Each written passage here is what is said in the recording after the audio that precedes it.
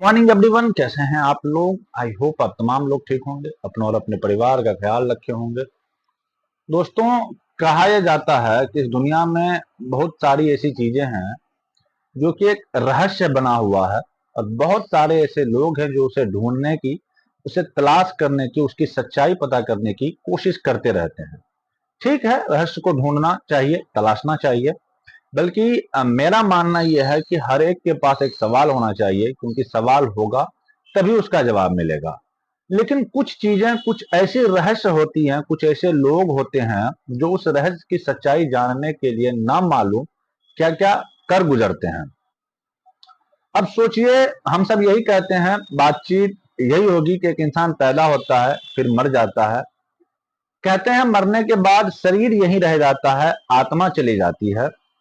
हम सब लोग इस चीज से वाकिफ हैं, हर कोई इस चीज को जानता है, समझता है, इससे कोई अनजान नहीं है।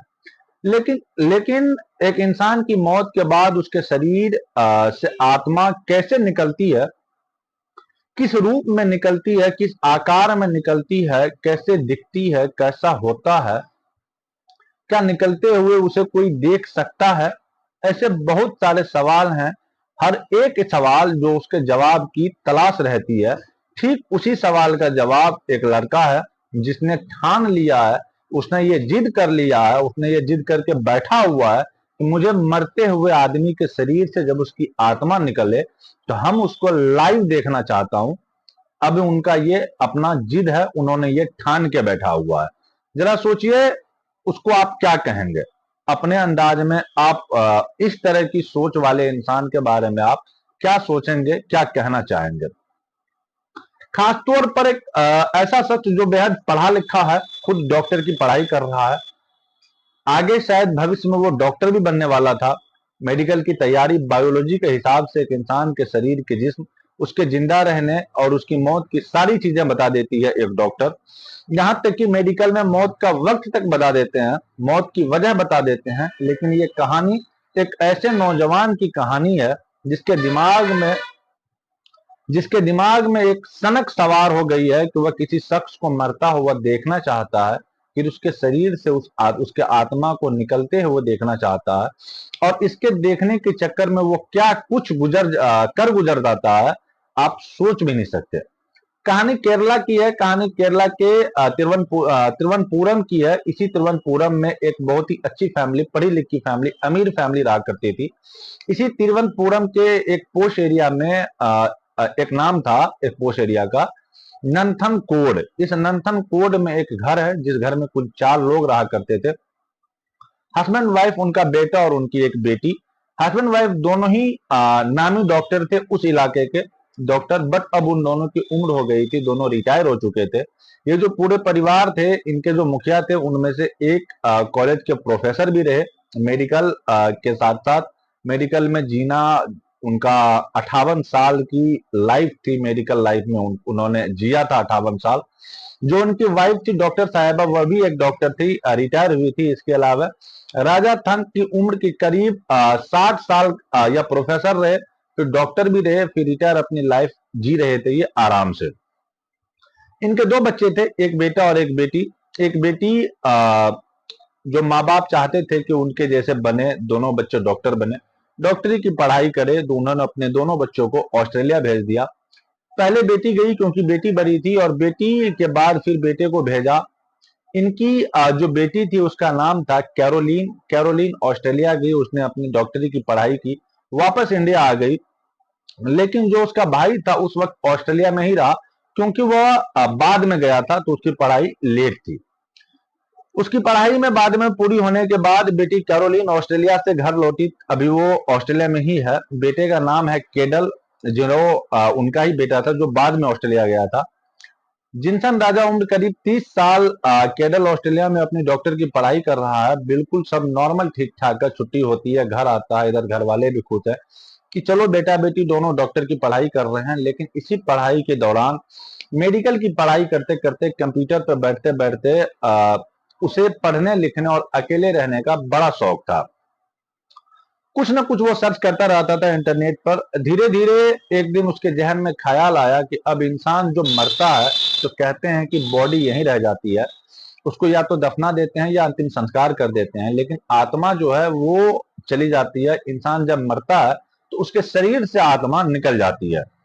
तब उसके दिमाग में आना शुरू हुआ कि आखिर आत्मा दिखती कैसी है, कैसी होती है आत्मा, कैसे निकलती है, कैसे किसी को दिखाई आत्मा दे सकती है या नहीं, किसी ने देखा भी है ये आज तक या नहीं। बहुत सोचता रहा, सर्च करता रहा, रिसर्च करता रहा, घर पर बैठा रहा, मेडिकल की बुक पढ़ता रहा। फिर उसके दिमाग में एक बार खुद ख्याल आया कि अमूमन जब किसी की मौत होती है तो उसके पास तो कोई नहीं होता, क्योंकि कब किसकी मौत हो जाए कोई नहीं जानता, किसी को पता नहीं चलता। तो फिर उसने अपने आप को तसल्ली दी कि जब मौत होती है वहां पे जब कोई नहीं होता तो उस वक्त वहां पे आखिर क्या हो सकता है। उसके दिमाग में ये आइडिया आया। मतलब उनका मतलब सोचना उनका ये था कि जो आत्मा निकलती है शरीर से इसीलिए कोई नहीं देख पाता, क्योंकि वहां कोई मौजूद ही नहीं होता है। अब उसने कहा कि मुझे किसी की शरीर की आत्मा को निकलते हुए देखना है। अब ये कैसे बताया कि कौन कब किस वक्त मरने वाला है, वह सोचता रहा, पढ़ता रहा, रिसर्च करता रहा, ढूंढता रहा, उसके साथ साथ अपनी पढ़ाई करता रहा। फिर उसकी पढ़ाई पूरी हुई, आखिरकार 2017 में वो ऑस्ट्रेलिया से वापस अपने घर तिरुवनंतपुरम आता है। अब घर आने के बाद माँ बाप देखते हैं कि इसके अंदर बहुत सारे बदलाव आ चुके हैं पहले के मामले। सोशल मीडिया पे वो अक्सर बिजी रहता था, बातचीत करता था, दोस्तों से मिलने जाता था, बहन के साथ अच्छे से बातचीत किया करता था। लेकिन जब से घर आया है तब से गुमसुम अकेला ही है। पूरी फैमिली एक ग्राउंड फ्लोर पर रहती थी और वो खुद एक अकेला शख्स जो फर्स्ट फ्लोर पर एक कमरे में रहता था। जब से वो आया अपने कमरे में ही बैठकर कंप्यूटर पर बैठा रहा था। बहुत सारे रिलेटिव मिलने के लिए आते, पूछा करते कि कहाँ है, तो पता चलता है कि ऊपर है। हाय हेलो से ज्यादा किसी से कोई बातचीत नहीं करता, कभी नीचे नहीं उतरता बिना जरूरत के। घर वालों की लगा कि शायद कुछ प्रॉब्लम हो इनके साथ। वो पूछते हैं कि प्रॉब्लम हो तो बताओ, कहता है कि कोई नहीं, कोई प्रॉब्लम नहीं है, यही कहता है बार बार कि मुझे अकेला छोड़ दो, मैं स्टडी कर रहा हूँ। घर वालों को लगा कि शायद पढ़ाई की बातें कर रहा है, पढ़ाई के रिलेटेड वो अभी एज ए स्टूडेंट ही था, तो शायद वो अपने पढ़ाई के मामले में बिजी है, व्यस्त है। लेकिन असल में वो लगातार आत्मा की तलाश में लगा हुआ था। काफी दिन हो गया इसी तरह उसकी जिंदगी बीती और आखिरकार एक तारीख आती है 7 अप्रैल, बल्कि 6 अप्रैल 2017। 6 अप्रैल और 7 अप्रैल की यह बात है। 2017 की सुबह जब वो उठता है केडर, तो एक नया ख्याल के साथ उठता है। वो कहता है कि मैंने हर तरफ कोशिश कर ली, अब मैं इस नतीजे पर पहुंचा हूं कि क्या आत्मा दिखाई देती है तो कैसी देती है। लेकिन शर्त यह है कि आदमी जब मर रहा हो तो उसके मौत के वक्त उसके पास खड़े हो जाओ और फिर उसे मरते हुए देखो। और जब मरते हुए देखोगे तो फिर आत्मा निकलेगी शरीर से तो तुम उसको देख पाओगे। अब इसके दिमाग में यह बात घुस गई कि आत्मा तभी दिखेगी जब मैं किसी को मरते हुए देखूं। लेकिन मरते हुए कैसे देखूं? अब अगला सवाल उसके लिए सबसे बड़ी मुश्किल है, उसके लिए यह है कि कहां, कैसे, क्यों और कैसे। क्योंकि इस रहस्य को जानना है तो क्या करूं। उसने सोचा कि कोई जो लोग बीमार हैं या कोई और जो किसी की उम्र हो गई है, लेकिन इतना इंतजार करना पड़ेगा, ये उनके समझ से परे था। उनको लगा कि इतना इंतजार मैं नहीं कर सकता हूँ, मुझे इंतजार नहीं करना है, मुझे तो देखना है और आज ही देखना है। यह बात है 6 अप्रैल 2017 की। अचानक घर के अंदर ये उसके जो फादर थे, उनके जो पिताजी थे, वो बाहर गए हुए थे। बहन भी किसी काम से बाहर गई हुई थी। अब घर में सिर्फ और सिर्फ उसकी माँ और नीचे और एक दूर के रिलेटिव रहती थी, उनकी आंटी, वो घर में थी। दोनों अचानक इसने एक बहुत ही खौफनाक प्लान बनाया। इन्होंने कहा कि एक काम करता हूँ, अपनी माँ को ही मार के देखता हूँ कि उनकी मार के और उनकी आत्मा को देख लेते हैं। माँ को मारूंगा तो उनके पास रहूंगा, मरने के बाद देखूंगा कि जब माँ मरती है तो आत्मा निकलती कैसे है और वो आत्मा दिखती कैसी है। इसके बाद अब वो घर में बैठा मौके का इंतजार करता रहा। जब फादर और उसकी बहन निकल गए, उसको एक वजनी चीज उठाया, एक लोहे का रॉड उठाया और माँ के कमरे में गया। उस वक्त माँ बिस्तर पर लेटी हुई थी। जाकर उनके सर पर जोर से मारता है और मारने के बाद वो अब लगातार माँ को घूर रहा है। माँ चीख रही है, चिल्ला रही है। फिर देखता है कि अभी माँ मरी नहीं है, उसे इंतजार नहीं होता है। वो फिर दूसरा वार करता है, माँ गिड़गिड़ा रही है, लेकिन दूसरे वार में माँ निढाल हो गई। अब वो वहां पर उसे देख रहा है कि माँ तो मर गई, मैं आत्मा देखूं। अचानक उसी कमरे में कोई आवाज सुनाई दी और वो पीछे पलट करके देखता है और जो उसके नीचे आंटी रहती थी, जिसकी उम्र अच्छी खासी 70 साल के आसपास की बताई जा रही है, जिसका नाम ललिता है, वो शोर सुनकर कमरे में आ गई और जैसे कमरे में आई उन्होंने खौफनाक मंजर को देखा और उसकी माँ डॉक्टर जो जमीन पे पड़ी बेड पर लेटी हुई थी, खून से लथपथ, बेटे के हाथ में कोई लोहे का रॉड था। वो इतने देर में जैसे ललिता आई या पलट कर देखने गया उसको कि कौन है केडल, जैसे ही पलटा उसको देखते ही उन्हें पता है कि इसी ने क्या कत्ल किया है। वो पलटने के बाद फिर अपनी माँ की तरफ पलटता है और देखता है माँ बेसुध है, कि मतलब अब मर चुकी है। अब वो बड़ी गौर से ध्यान से अपनी माँ को देख रहा है, उसे कोई मतलब नहीं कि पीछे आंटी खड़ी हुई है। अब माँ मर गई है, अब माँ मर गई है, आत्मा निकलने वाला है और उसको मैं देखूंगा, लेकिन खड़ा रहा। उधर कुछ दिखा नहीं, अचानक उसे लगा कि गलती हो गई। जैसे ही माँ को मारा, माँ की मौत के कुछ सेकंड पहले ही शायद आत्मा निकल गई, क्योंकि जो पीछे से आ गई थी आंटी, मैंने जब उसको पीछे पलट के देखा तब जब जिस वक्त आंटी को देख रहा था, जब माँ मर गई थी उसी वक्त आत्मा निकल गई, शायद मुझे दिखाई नहीं दिया। अब उसने कहा कि आंटी की वजह से मुझे माँ की आत्मा नजर नहीं आई। अब वो पलटा और उसी रॉड से उस आंटी को भी मारता है। कहता है कि चलो माँ की नहीं, आंटी की आत्मा को देख लूंगा।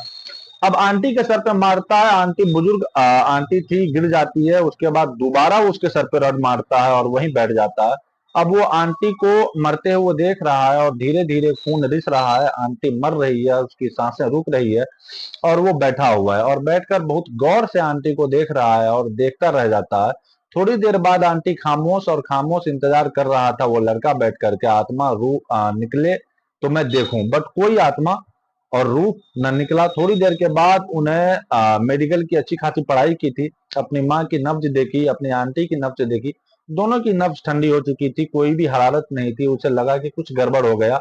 आत्मा तो आई थी, निकल गई, शायद मुझे दिखाई नहीं दिया, क्योंकि मेरे दिमाग में माँ थी एक तरफ और दूसरी तरफ आंटी थी। इसी ध्यान से मेरा ध्यान भटक गया। अब क्या करे, दो कत्ल कर चुका था घर में। अब उसे लगा कि क्या करे। उसने कहा कि ठीक है, घर में दो लोग और हैं, पापा और उसकी बहन। शायद जो जिस मकसद से जो उन्होंने ये दो कत्ल किए थे, शायद दो लोग और हैं इस घर में। शायद जो मेरा मकसद है वो इन दोनों की मौत को, इन दोनों को मार करके शायद मेरा मकसद पूरा हो जाएगा। और ठीक उसी तरह वो लड़का उस घर में चुपचाप बैठ करके इंतजार करने लगा। करीब एक डेढ़ घंटे के बाद पापा घर में दाखिल होते हैं और उसकी बहन, दोनों एक साथ दाखिल होते हैं। और अचानक पीछे से उसने एक एक रॉड जोर से अपने पापा को और अपनी बहन को उनके सर पे मारता है। पापा सर पकड़कर जमीन पे गिर जाता है। उन्हें यकीन ही नहीं हो रहा था कि उनका बेटा उन पर हमला कर रहा है। वह भी गिड़गिड़ा रहा है कि उसे क्यों, मतलब वो क्यों, फिर वो दोबारा मारता है और मारने के बाद वहीं बैठ जाता है। उसे पता है कि पापा उठने वाले नहीं है। अब वो बैठा हुआ है, बड़ी ध्यान से देख रहा है, पापा की आत्मा निकले तो बैठ कर वो देख रहा है। पापा की जान निकल गई, बहन की भी जान निकल गई, धड़कनें रुक गई, लेकिन आत्मा दिखाई नहीं दिया। ऐसी चौथी कोशिश करते करते उन्होंने उस घर की चार लोगों की को एक लाश में तब्दील कर दिया था। उसके बावजूद उनका जो मकसद था आत्मा देखने का, वो उन्हें दिखाई नहीं दिया। उसके बाद कहा यह जा रहा है कि 6 तारीख का ये मामला है। 9 तारीख तक वो उसी घर में उन्हीं चारों लाशों को एक जगह इकट्ठा करके वो एक ही जगह पर बैठकर न खाना न पीना, और चार लाशों को एक जगह पे बैठकर 3 दिन तक वो इंतजार करता रहा है कि शायद, उन्हें ऐसा लगने लगा बाद में कि शायद आत्मा थोड़ी देर के बाद निकलती होगी। 3 दिन तक इंतजार करता रहा उस घर में बैठ करके, लेकिन उन्हें आत्मा दिखाई नहीं दिया जिसके लिए उन्होंने 4 कत्ल किए थे। उसके बाद तीसरे दिन के बाद उन्हें लगने लगा, लाश से बदबू भी आने लगी थी। उन्हें लगने लगा कि शायद जिस मकसद के लिए उन्होंने ये सब कुछ किया वो नहीं होने वाला है पूरा।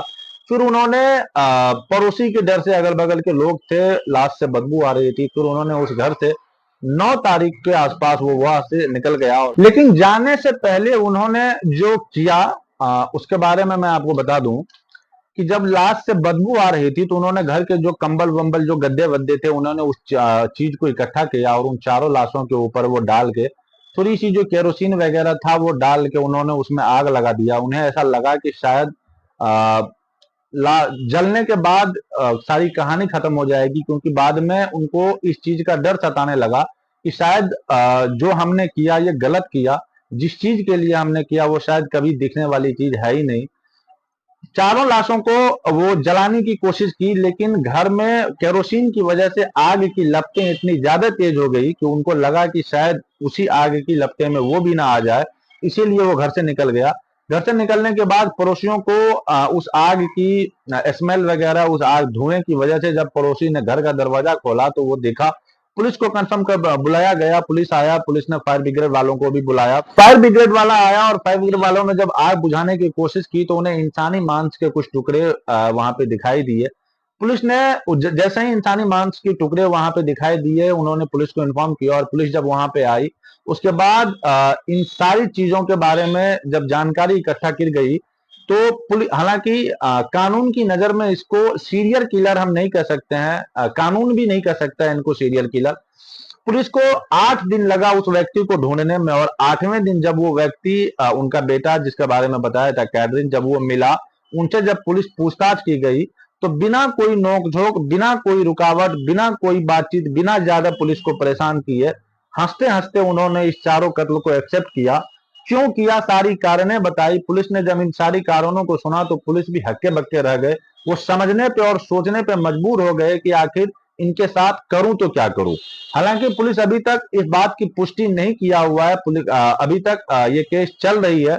आगे की जो भी अपडेट होगी, पुलिस इस बात को तलाशने की कोशिश कर रही है कि क्या जो जितनी भी चीजें ये बोला, क्या ये सच है भी या नहीं भी, ये मानने लायक है भी या नहीं भी। आगे की जो भी अपडेट आएगी आप तक जरूर पहुंचाई जाएगी। आई होप कि कहानी आपको पसंद आई होगी।